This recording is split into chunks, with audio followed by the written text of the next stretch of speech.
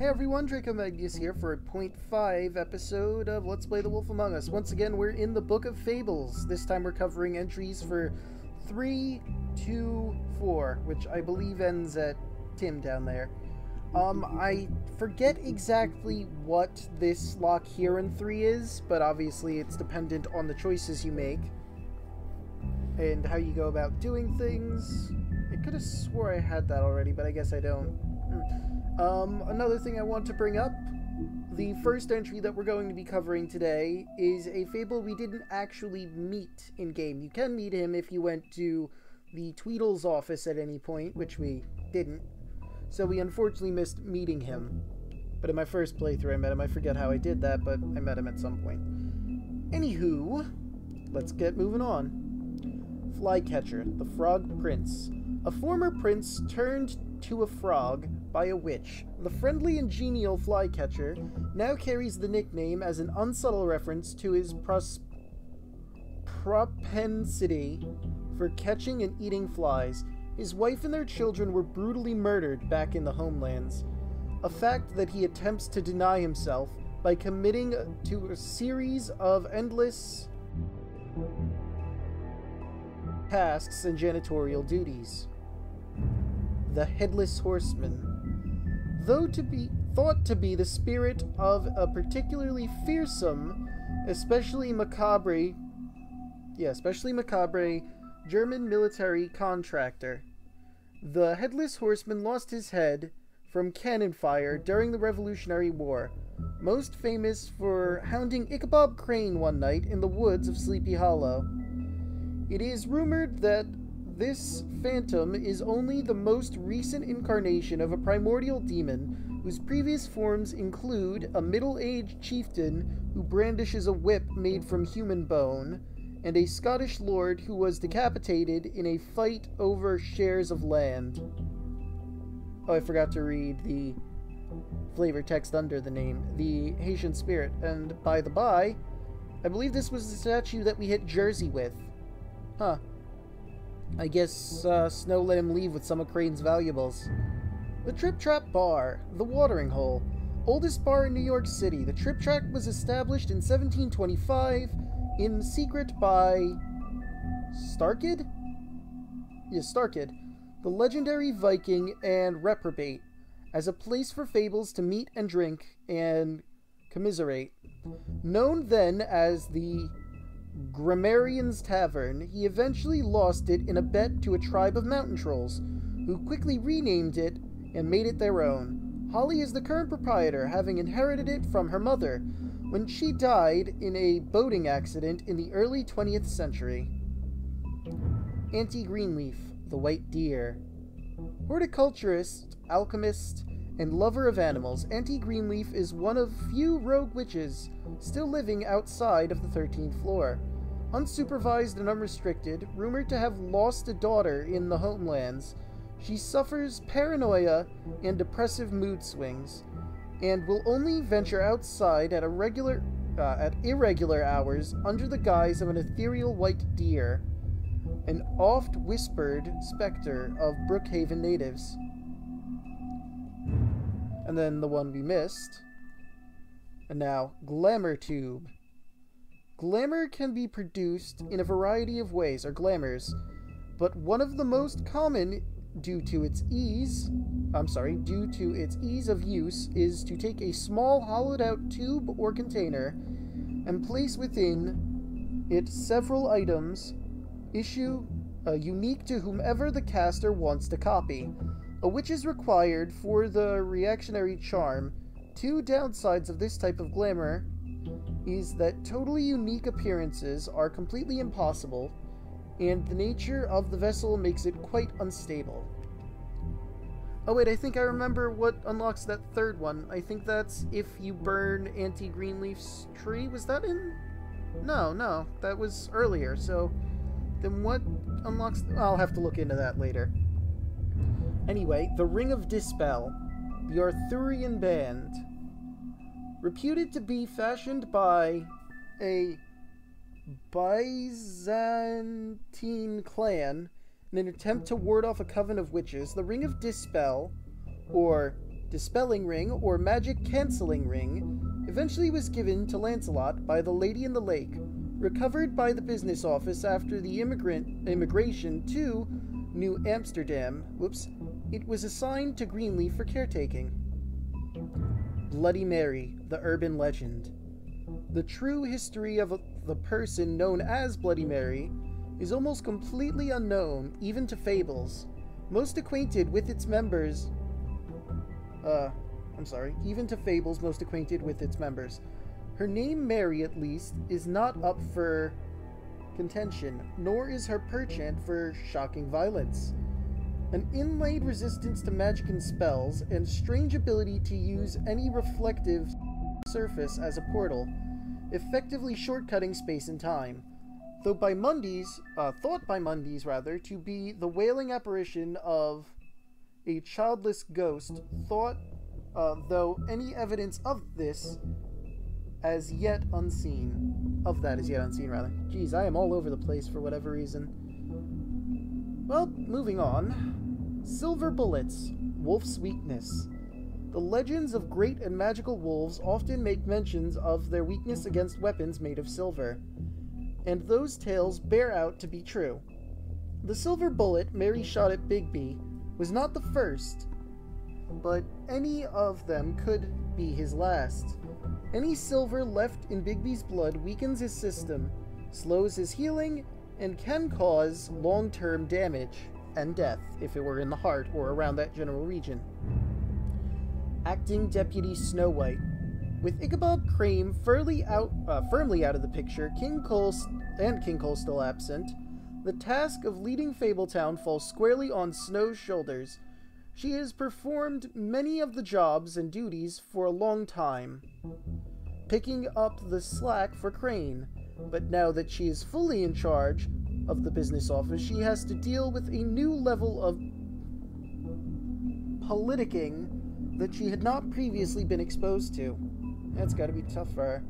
For some reason, the donkey skin coat is here. Only the truly beautiful will fully understand the power of a coat that can make its wearer appear ugly. It is the power to be made invisible while still being seen. Unfortunately, its value can also be hard to see. But it's still a magic coat, and to some collectors, that is enough.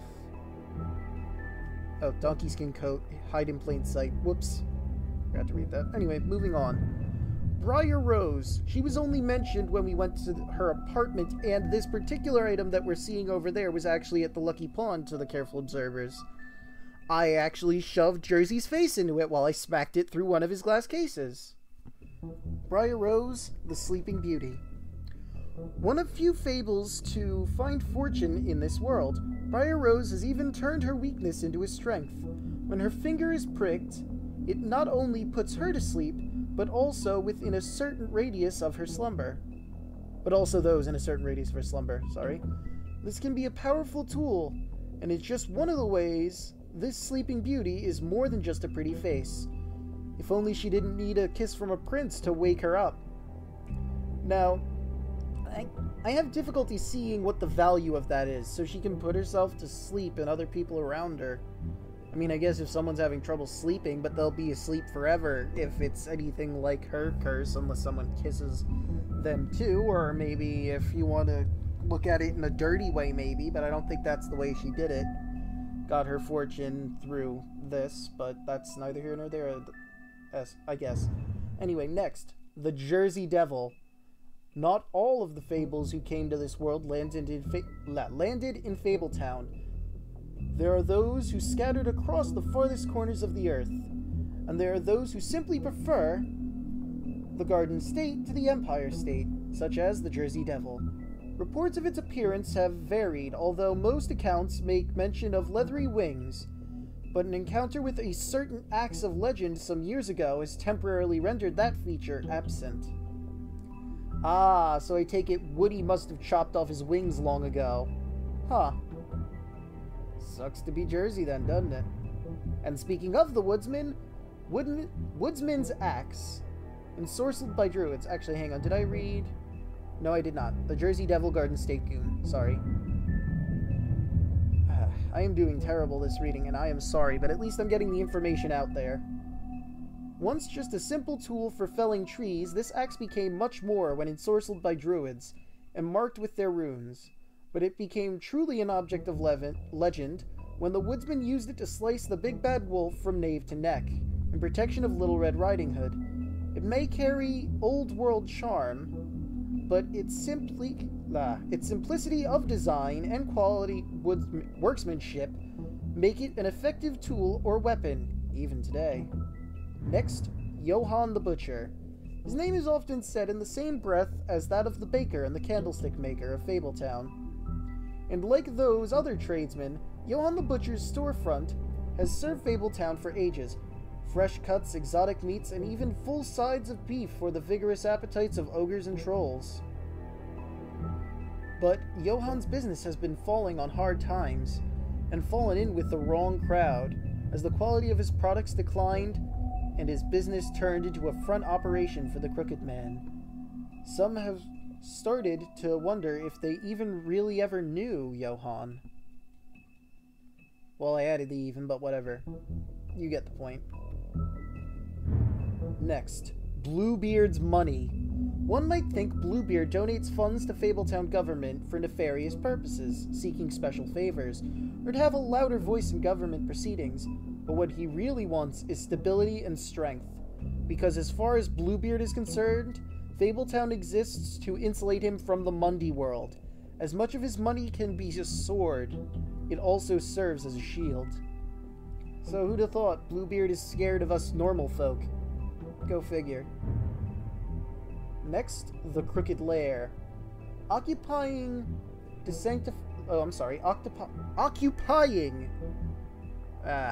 let me start over. The Crooked Lair headquarters. Occupying a desanctified church. This is just one of many locations the Crooked Man's operation uses to run Fabletown's underworld. Its a lounge atmosphere makes for comfortable meeting place. Unless you're an unwelcome guest, it's completely boarded up to the outside world, and the only way in it is through one of the many portals marked by a door with the Crooked Man's Catherine wheel icon, scattered throughout the city and elsewhere.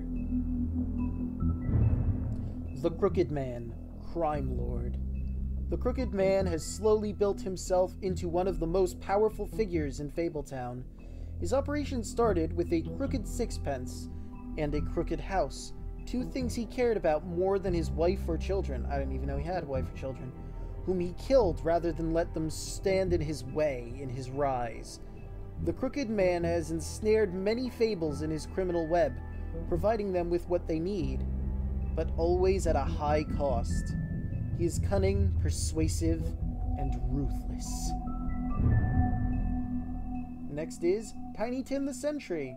While most fables theorize that their longevity and overall well-being is improved by the Mundy world's knowledge of them. Wait, what?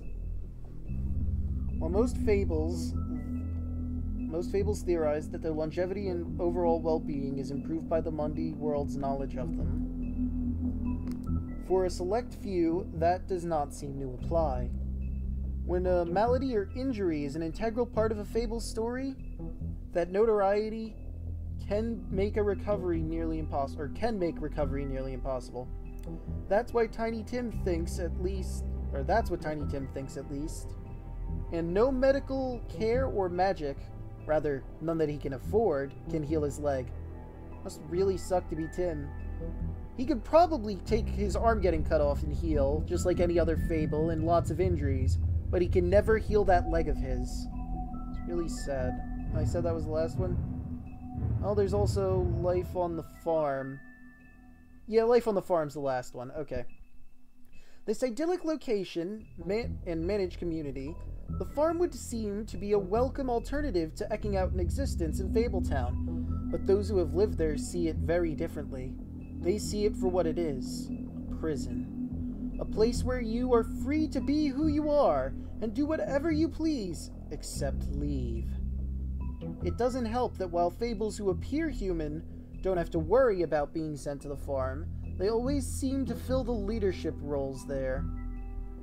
Alright, with that, we're gonna end this grouping here. The next .5 episode is going to obviously be after episode 5, and it will be all of the 5 entries. And I might do a bonus episode of all the stuff that, you know, I just didn't get because of my choices. So I'll see you in the actual Let's Play. Sorry about fumbling all over myself. Bye!